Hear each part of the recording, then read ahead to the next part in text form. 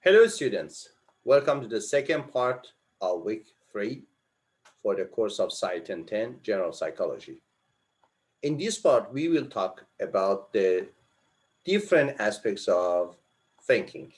As you will see in the PowerPoint, these are the aspects of something like memory, language, and cognition. And I love this topic because when you know the basic principles of memory, cognition, and language, in your routine daily life, you can create some aspects of change as a manager, as a leader, as a parent, as a spouse, as a good citizen. Every type and every aspect of your life can be affected by these knowledges about memory, cognition, and language.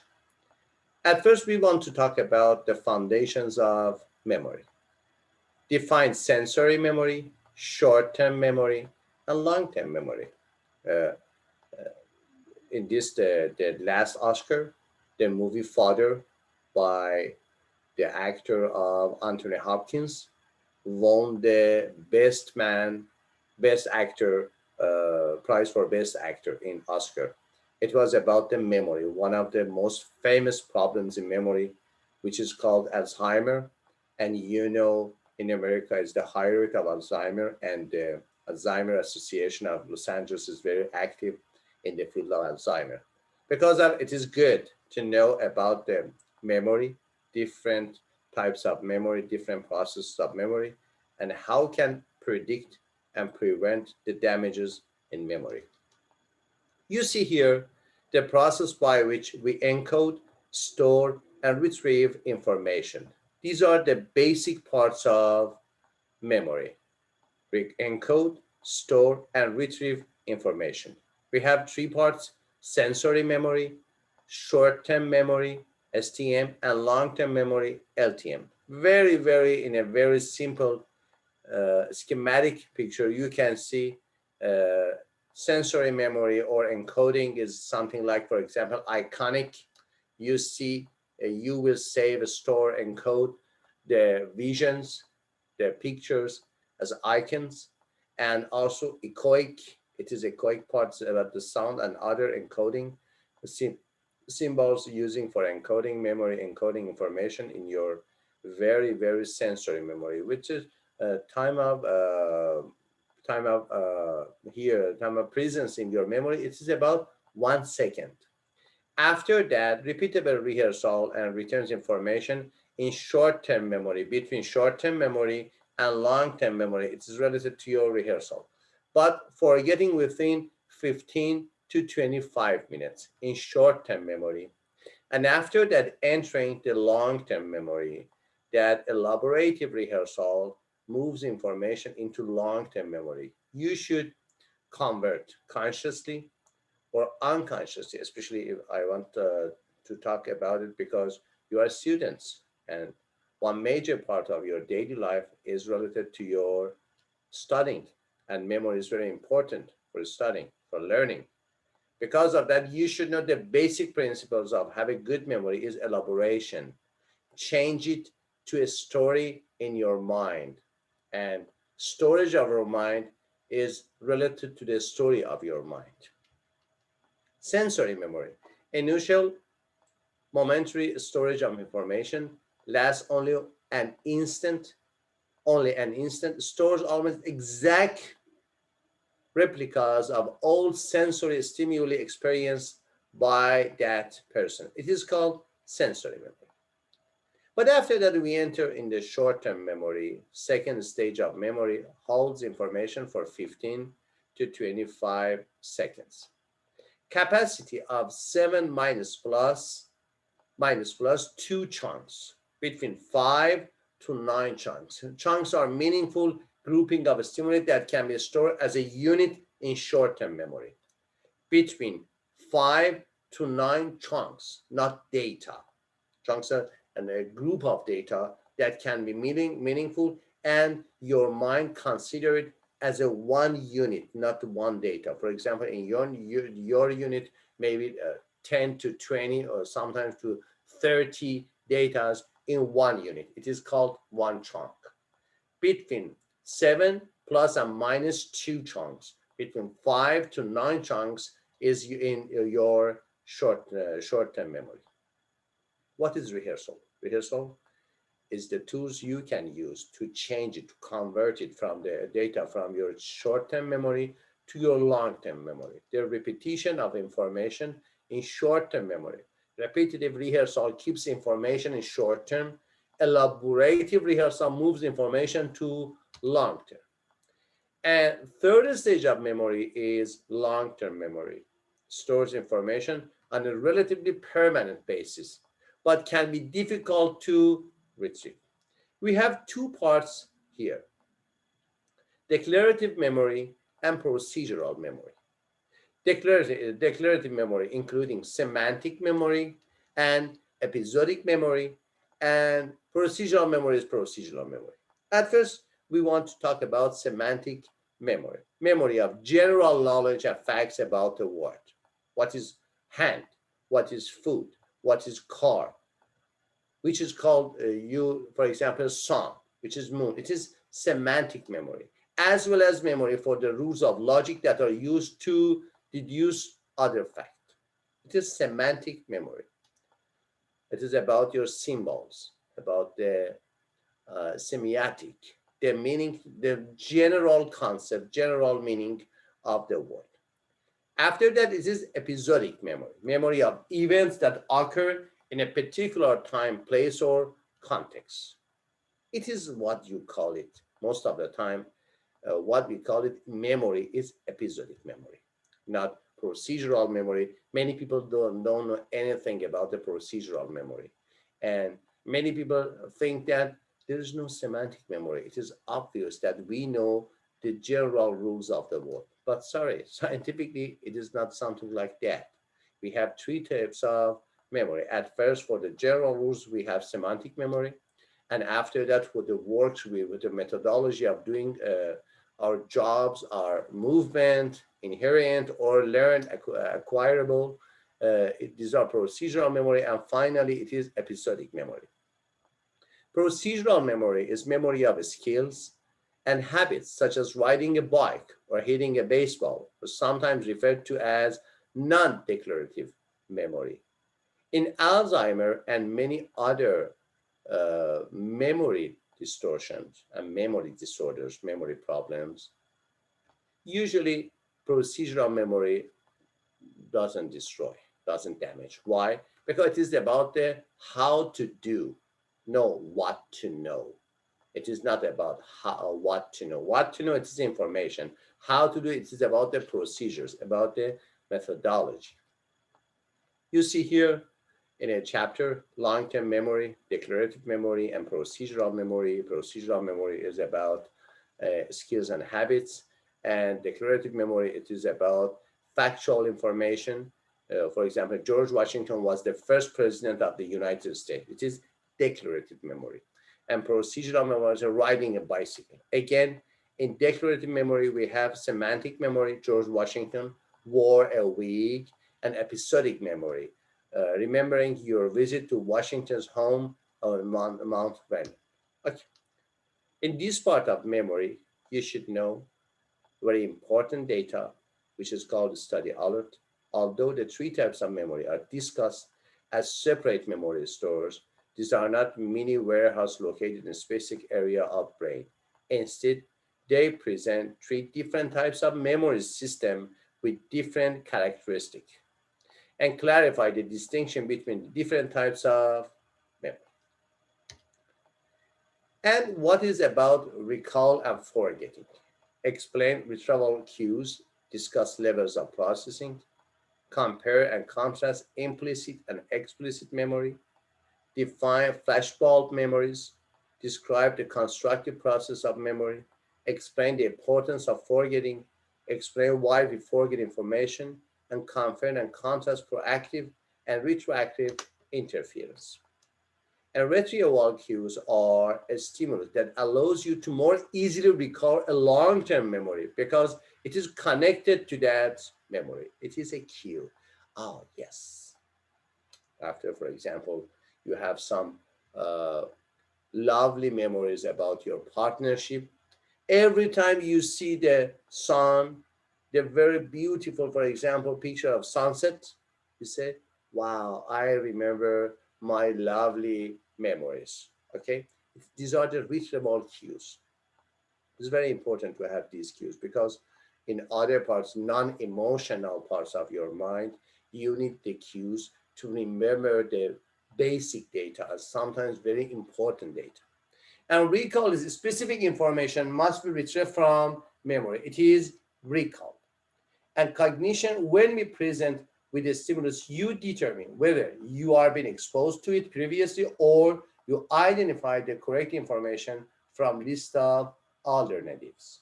Okay, it is recognition. It is not cognition. It is recognition. So recognize and distinguish between the important and not important about the brilliant and dark or very, very shadow-based information which are not so important for your daily life, for your mind. Also, your brain and your mind has a very good screening system for distinguish between the vital or more important or significant data from other data. If you don't have any such system for screening, wow, your mind will be full. You like your disk, your hard disk of your computer or your RAM of your mobile phone. And levels of processing are emphasizes the degree to which new material is mentally analyzed. The greater the intensity of initial processing, the more likely we are to remember the information. Sometimes it is called emotion-based memory, something which is more important for you emotionally. You will remember that data more accurate and sooner than other information in your mind, in your memory. Explicit and implicit memory, as we can consider as the title we have chosen for these types of memory, are explicit memory, intentional or conscious recollection of information.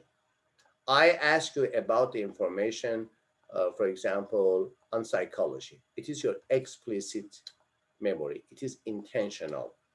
You should recall and retrieve something intentionally in your mind. It is explicit. But I ask you about the very simple operation of mathematics. Sometimes it is called master learning. Master learning is the end stage of learning. At first, it is simple learning. After that, skillful learning, and finally, it become master learning. Master learning, it is something like implicit memory. You don't need any type of energy or force to remember memories of which people are not consciously aware, but which can affect subsequent performance and behavior. Something like, for example, driving after sometimes will become your implicit memory or master learning. But what is flashbulb memories, a specific important or surprising event that are so vivid in important memory. It is as if they represent a snapshot of the event. It is specific for the most emotional events of your life. Some good emotions, for example, birthday of your child, or bad emotion, losing your, for example, dad. These are flashbulb memories. You have a very short, but very impressive on your memory. You have a very short snapshot and a very quick snapshot to remember something. These are your emotional memories that in some types of categorization, they said you will remember all these snapshots just minutes after your final trying to be alive before your death. You will have some experience of recall and retrieving all the shot of your emotional memory. And constructive processes in memory. Memories are influenced by the meaning we give to events. It is the constructive approach. It is the approach we consider that yes, what is important for our memory, what is everything has more meaning, is more important and more significant for our memory. Schemas organize bodies of information stored in memory that bias the way new information is interpreted, stored, and recalled. In psychology, in psychotherapy, there is an approach, very new approach and very effective approach, so-called schema therapy, or sometimes the schema therapy. Schema are the organized data together that filter other new information, other interpretation of new information based on the basic information, the basic screening system.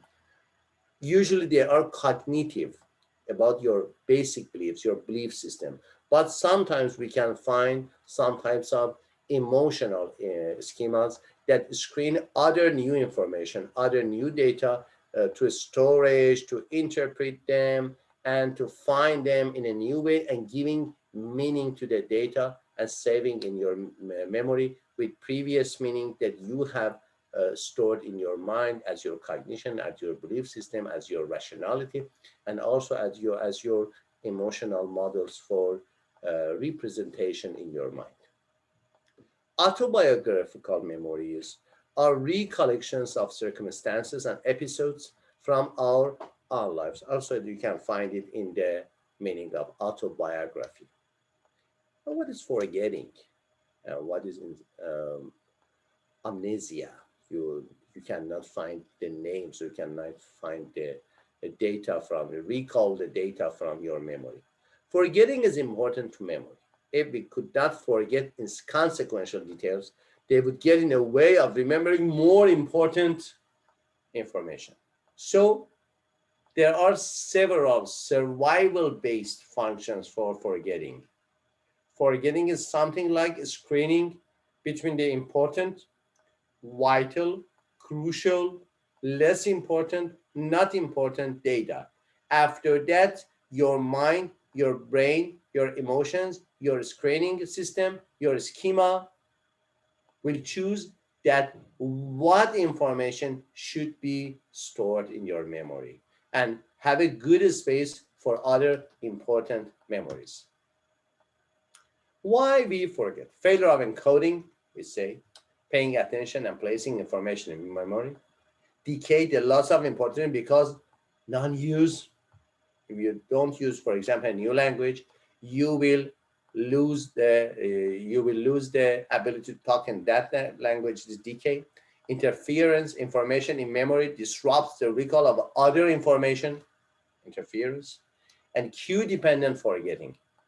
Forgetting due to the insufficient retrieval cues. If you cannot find any cues or enough cues for retrieval or have a good memory and recall the information, there's no cue. So usage in decay and overlap or interference with other informations and losing your cue dependent. And finally, about the failure of encoding, which is not related to recall, it is about the encoding.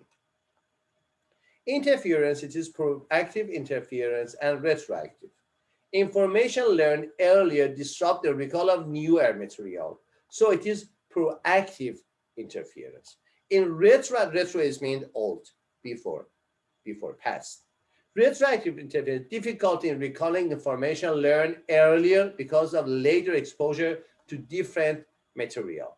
So when we are talking about proactive and retroactive, we are talking about the time direction of interference.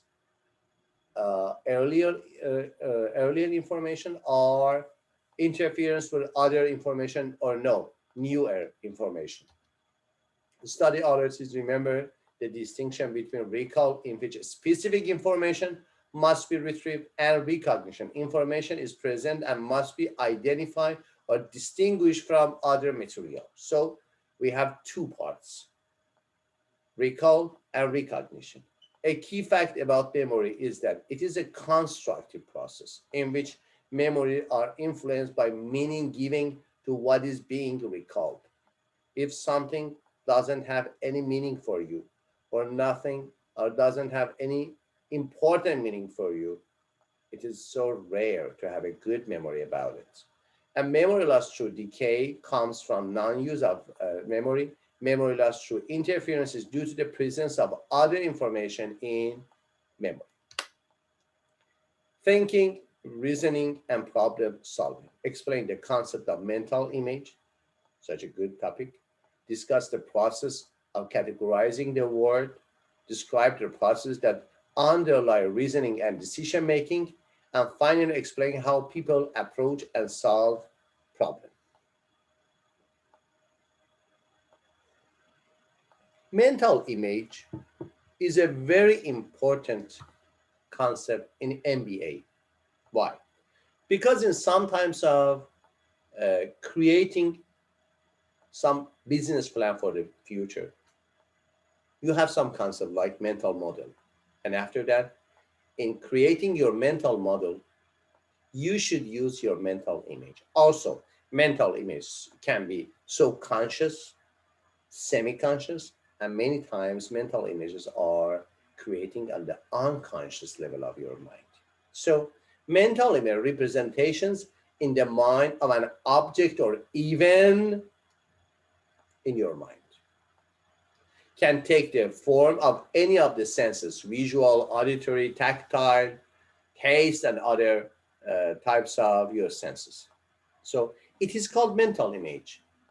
But honestly, it is not always an image. It is your mental image. Most of the time, it is a visual, yes. But sometimes something like something you are dreaming in your sleep. Sometimes it is a type of auditory images. Some component of image is auditory. It is not called image, it is called mental image. But the nature of that image is not the nature of vision, it's the nature of hearing, audition, auditory, or sensing, or tasting, or smelling. Use of mental imagery can improve various skills. Many athletes use visualization. I think it was 90s that in one of the Olympic championships in Olympic, many U.S. athletics have a regular, especially in, for example, running, swimming, have a specific and regular practices of mental imaging. I think that the manager of that project was um, I forgot the name of the professor that controlled and managed that process. Uh, it's about forgetting that important information. They practice and practice and practice mental visualization, mental practice about the sports they want to have in the Olympic, for example, championship games. And concepts, what is concept? Categorization of objects, events, or people that share common properties. So we have two keywords in the definition of concept. One, categorization. Two, common. When you share common things together, they are creating a concept. Categorization of objects, events, or people that share common properties enable us to organize complex things into cognitive categories we can use. For example, when I say tree, I remember one type of tree, for example, in my neighborhood. You remember another types of tree, maybe, for example, fall trees or summer trees or winter trees, but it is one concept, tree. Different images for one concept. But you can distinguish that it is tree, it is not a bush. It is tree, it is not a bush. It is a bush, it's not a tree. We have some categorization elements for distinguish between different types of, for example, trees. And prototypes are other types of concept, typical, highly representative example of a concept. For example, we know sometimes it is called icon. Icon, it is the major features of some things in your mind. It is your prototype or iconic or icon of that concept. For example, Liberty Statue. It is the prototype of America. Everywhere all around the world. At first, one of the things that they want to talk about America, They recall in their mind, in their memory that, yes, liberty statues. It is the ICAT, it is a prototype of US. Algorithm make up your mind. Cognitive rule in decision making that, if applied appropriately, guarantees a solution to a problem. Also, we know the first time used this word is from a Muslim scientist, Muslim, not Arabic, it is Persian Muslim scientist, about, I think, 800 years ago, so-called Khwarazmi. Khwarazmi was coined the name of algorithm, and the first book in algebra is the name of the book of Khwarazmi. And they said algorithm, al-Khwarazmi, algebra, it is the basic, not Islamic part, but he was Muslim and one of the greatest before, I think, yes, Khwarazmi was before Leonardo da Vinci, because da Vinci has some good information about the basic parts of modern mathematics. Algorithm is the word driven from Khwarazmi, and heuristic cognitive shortcut that may lead to a solution. If you have math, you have shortcut. If you have a math, for example, IT in computer sciences, we have many algorithms, step by step, yes or no, yes or no. After that, it is called flow chart. And heuristic is very shortcut, very, very simple, that may, not always, that may lead to a solution. You see here, preparation, production, and judgment are the different steps of problem solving. Understanding and diagnosing problems are preparation. Generating solution may use heuristic for this. It is called production. And finally, evaluating solutions. Means an analysis in the repeated test or difference between the desired outcome and what currently exists. It is means ends analysis from this point to that point, from current situation to ideal situation, and evaluating the solution that which solutions are good, are effective, and which solutions are not good, are not effective. It is evaluating or judgment. Impediments to success, it is functional fixedness, the tendency to think of an object only in terms of its typical use, in a very, very inside the box, not outside of the box, which is not so good for entrepreneurship, because in all types of entrepreneurship, you should have some out of the box thinking. And the study alert, remember the prototypes present best or most common example of particular concept. For example, a Prius might be a prototype of the concept of hybrid car. Remember that algorithms are rules that always provide a solution, while heuristic are shortcuts that may provide a solution. And use three steps of problem solving to organize your study: preparation, production, and judgment, or it's called PPJ. The final part, it is about language. After memory, and how can you categorize your memory in your thinking, it is called rationality, cognition, and how you can present and show other people and have a good communication with other people about your memory and about your cognition and about your feelings. You should know language is the tools for communication, but not only even verbal communication.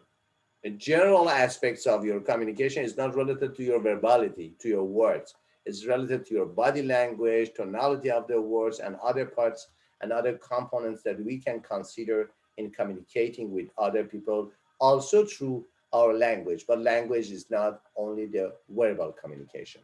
Describe how people use language and explain how language develops. What about speech-like but meaningless sounds made by children from around 3 months to 1 year old? Yeah, it's bubble. Meaningless sounds are critical period. It's a very important period in the human development theory. Critical period time when a child is particularly sensitive to learning acquisition of skills.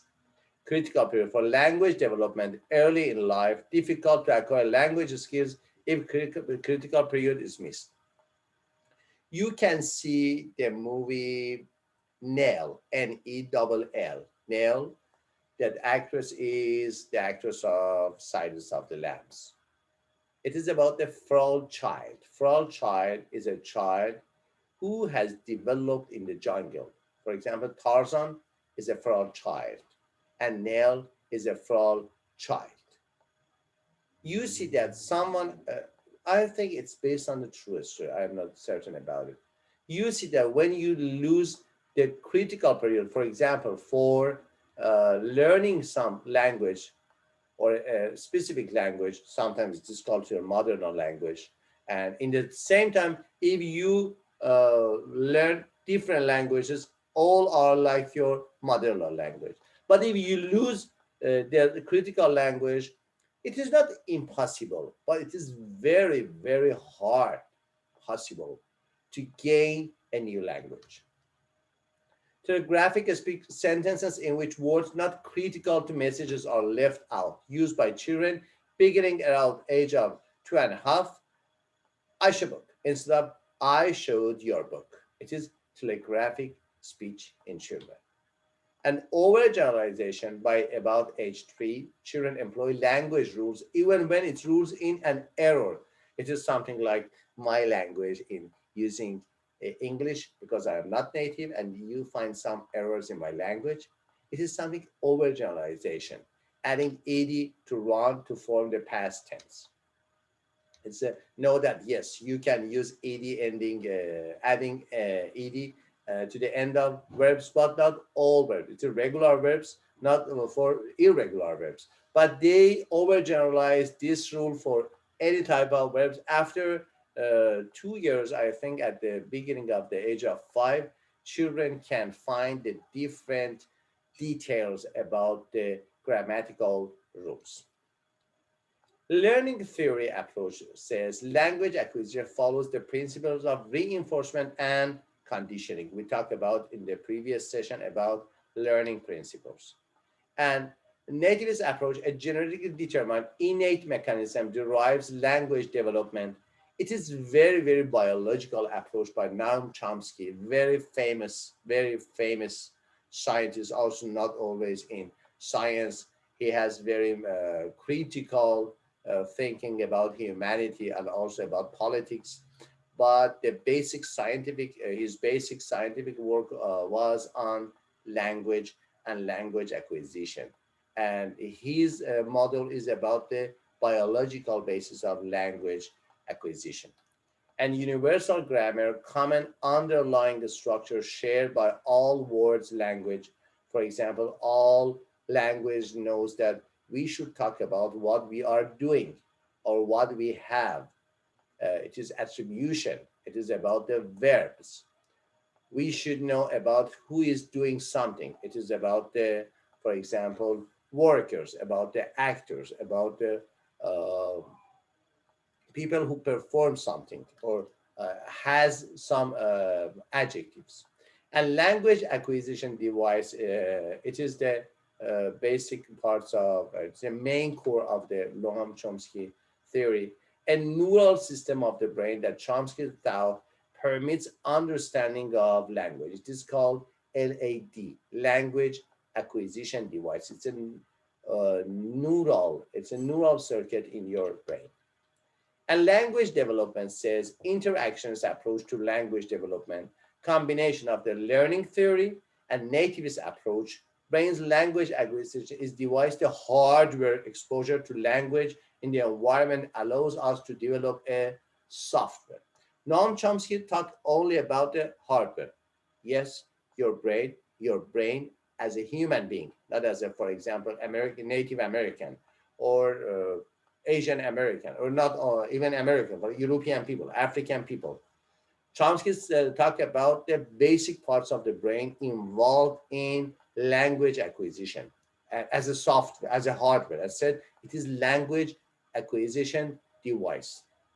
This interactioning approach says, yes, I have a good hardware, for example, in my computer to entering the data, processing by our CPU, and seeing the information on my, for example, screen. But if there is no data, no entering, the computer is always off. There is no usage for my hardware. This interaction says about the interaction between our hardware, language acquisition device in our brain, and the data received from our environment, and the role of environment to creating and to learning a language, especially as a modern language. The Eskimos have more words for snow than Texans. Uh, I think Eskimos have, I remember, about 40 words for different types of snow. Linguistic relativity hypothesis says language shapes and may determine the way people in a specific culture perceive and understand the world. There are two parts. One, I experience the word and say and name the word, and after that conceptualize in my mind as a name of that word, that part of word. It is called concept, categorization, the shared common properties. But this theory says no. When you look at the words, based on the previous words you have in your mind, you interpret the word and you experience the word. It is called attitude. Attitude is the way you interpret, you give some meaning to the word, and based on that meaning, that you have some screening system in your mind based on your previous genetic, previous experiences in your life, your parenting, your early childhood.